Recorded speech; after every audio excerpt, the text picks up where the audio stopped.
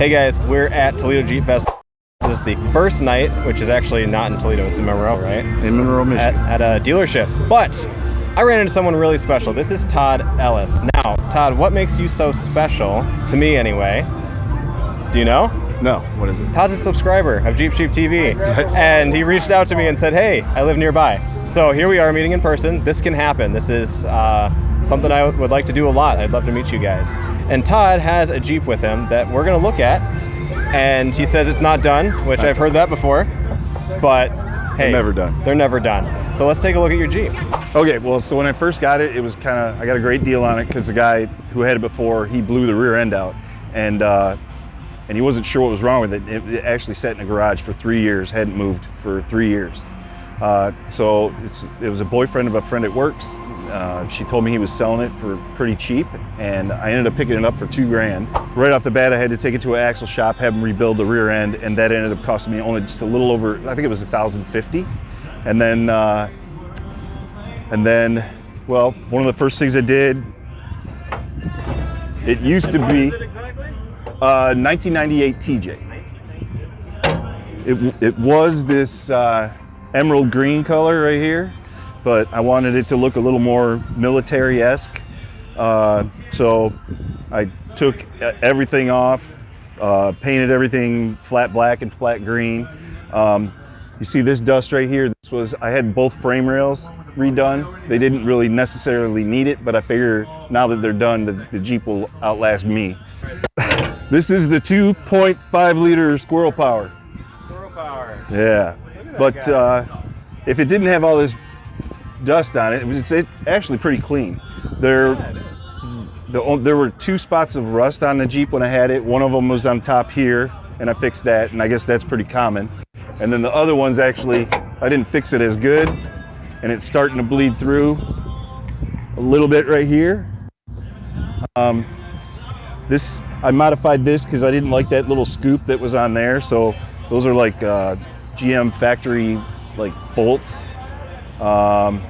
I just got new wheels and tire combos for it, 31 in by 10.5, but I didn't have time. I just bought them today, didn't have time to put them on to come to this. I kind of like the look of these things, so put those on. Lift kit's coming in springtime, and then I'm probably gonna go to 32s or 33-inch tires. The frame rail, this has been the most expensive thing so far. They welded plate from here. This is the safety cap product. From there all the way up to here in the back. So both the upper and lower control arm brackets were included.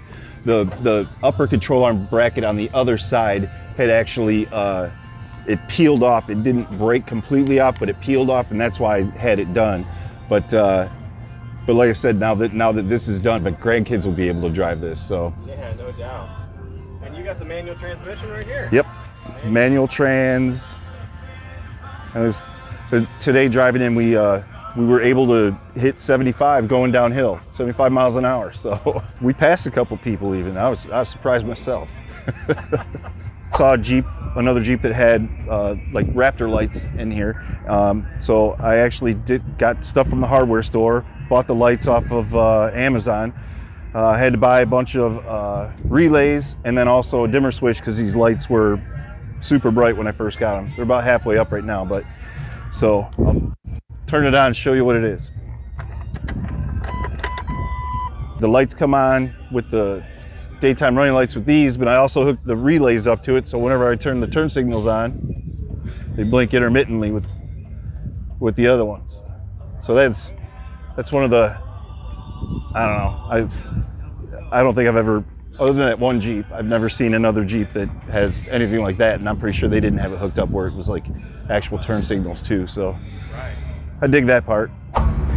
All right, Todd, this is a beautiful Jeep, and I love how you're keeping it under a budget for the most part, because there's no need to spend a bunch of money. Jeeps are fun no matter what. Right. And you've got a lot of work that you've done, and you've got a lot of work that you're going to be doing. And so I'll keep you posted too. Yeah. I'll send you pictures, or maybe you help me wrench on some stuff. That would be excellent. All right, guys, this has been a lot of fun. I hope you enjoyed Todd's Jeep, and of course, make sure you're subscribing to the channel like he did so you can get opportunities just like this one.